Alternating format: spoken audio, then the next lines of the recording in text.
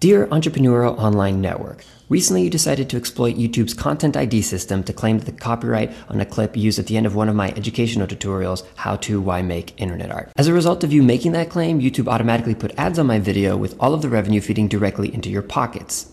YouTube allows its creators to dispute the copyright claim, which I did, and then in the little box where I can state my case, I briefly argued that the use of this tiny clip within my non-commercial educational video, and the series more generally, was fair use. Fair use, in case you don't know, is the name given to the tiny section of copyright law which attempts to bring a little bit of reason to the madness of what is mostly a messy pile of case law. A couple of days after I submitted my fair use dispute, I received another message from YouTube saying that you, the Entrepreneurial Online Network, rejected my dispute and that I could appeal your rejection, but if I did so, you would be allowed to remove my video from YouTube just as quickly as you dismissed my dispute. So I attempted to look you guys up online so that I could address you directly and ease any concerns you might have had about my free educational videos somehow compromising whatever commercial activities it is that you do.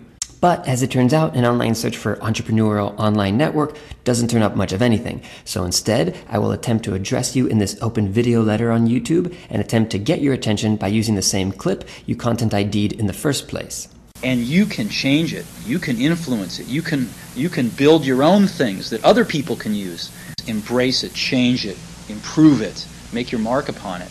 Given the nature of the copyright claim and the fact that there's no way for me to figure out who you are, I have reason to suspect that you're a copyright troll. I don't necessarily mean that as an insult, that's just the colloquial term used to describe companies that purchase the copyrights to content from the original creators, because sadly that is a thing that you can do, more on that a little bit later, in the interest of making money by exploiting the messiness of copyright law.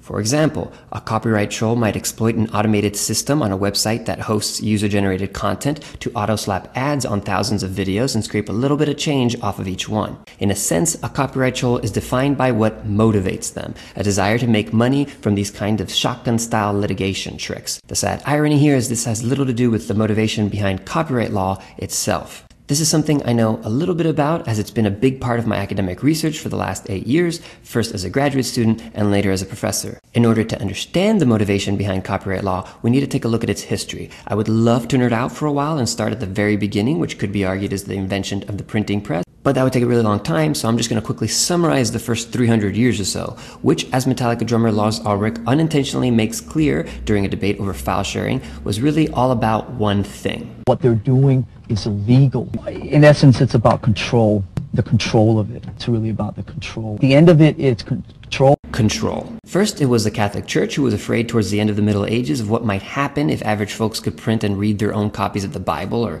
any text for that matter. So afraid, in fact, they lobbied kings over Europe to sentence anyone who simply owned a printing press to death. Later in England, Queen Mary and Queen Elizabeth both attempt to control printing, specifically to censor religious materials, Mary going after Protestant texts and Elizabeth going after the Catholic stuff. All because of some royal family drama which started with their father, King Henry VIII. Eventually, industry, the printing guilds in the late 1600s, got a bit more involved, and in 1709, the first-ish copyright law, the Statute of Anne, was established in England. So that real quick US copyright law prehistory is important because it establishes that this sort of common misconception that copyright is some kind of natural right transcribed into law in the interest of protecting cultural creators like myself is actually historically false or a bit inaccurate. It's not now, nor has it ever been, centered on creators. Intellectual property was an idea invented in the late 16th century during the English Reformation, a product of England's ruptures with the Catholic Church, the rise of common law, the invention of the printing press, and the subsequent printing industry. All of this amidst the Enlightenment's general bent towards individualism. Now, let's fast forward 80 years or so and cross the Atlantic Ocean. There and then, our newly formed United States of America copied or plagiarized the British copyright law for itself.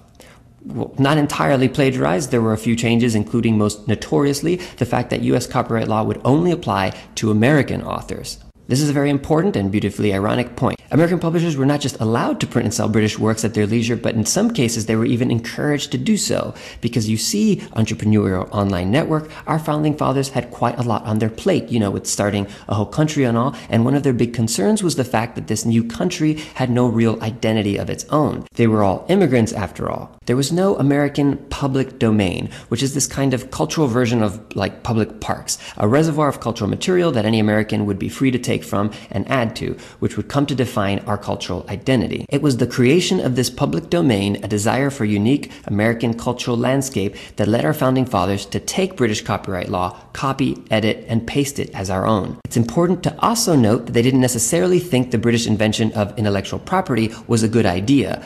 Thomas Jefferson referred to copyright and patents as a public embarrassment. Embarrassing because he understood that copying is how culture works. The sharing, reinterpreting, and passing along of stories and songs generation after generation is, in a sense, what culture is all about. Without copying in the creative sense, not in the mechanical reproduction sense, culture can't exist. Thomas Jefferson once explained in a letter, and I'm paraphrasing here, that this quality of ideas, the fact that they can be easily copied and shared, was a beautiful thing. He said ideas were like candles. You could keep it to yourself if you wanted to be a jerk, but you could also share ideas with people, like you could share the light from your candle to help light someone else's candle. And sharing an idea, like sharing the flame on your candle wick, didn't mean you lost your idea. Your candle also stays lit.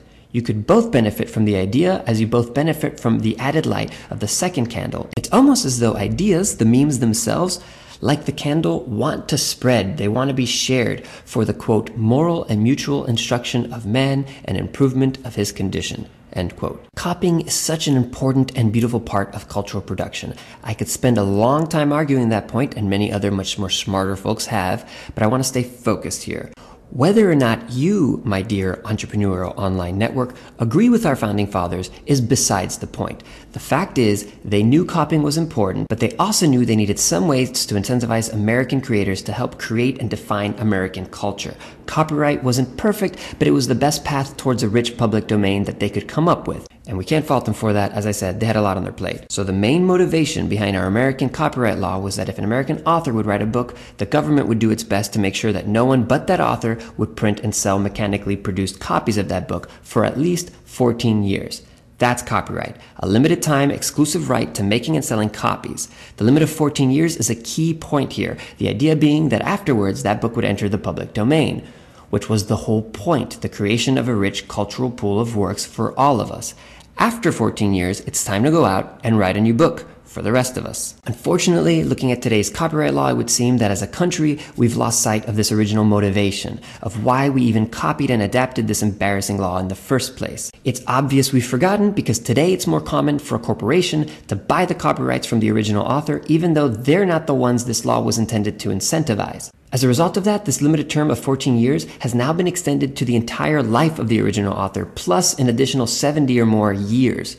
Why that many years? Because creators might die and stop making work, but corporations live forever. It's obvious we've forgotten the original purpose of copyright because today bands have to record covers of their own songs to get around the fact that their label owns the original copyrights. Or because daycare centers in my home state of Florida get shut down for having Mickey Mouse painted on the wall. Or because a mom posting a video of her cute kid onto YouTube gets sued because there's a damn Prince song playing faintly in the background. It's obvious we have forgotten the original motivation behind copyright law because now I've got these gross ads on my educational video because of a copyright troll like yourself. But maybe that's not fair. Maybe you're not a copyright troll. Maybe this is all some kind of misunderstanding. I hope it has been. I hope that you now have an appreciation for why, as a country, we suffer the embarrassment of copyright law. I hope that you understand its purpose is to incentivize folks like myself to make stuff and add it to our public domain. Stuff like this educational video tutorial I made, which itself is meant to teach other folks how to make their own stuff, which itself might hopefully one day also enter our rich public domain. If that was the case, if this was all some kind of misunderstanding, I will humbly accept your apology once you remove these gross ads from my educational video. Thank you in advance.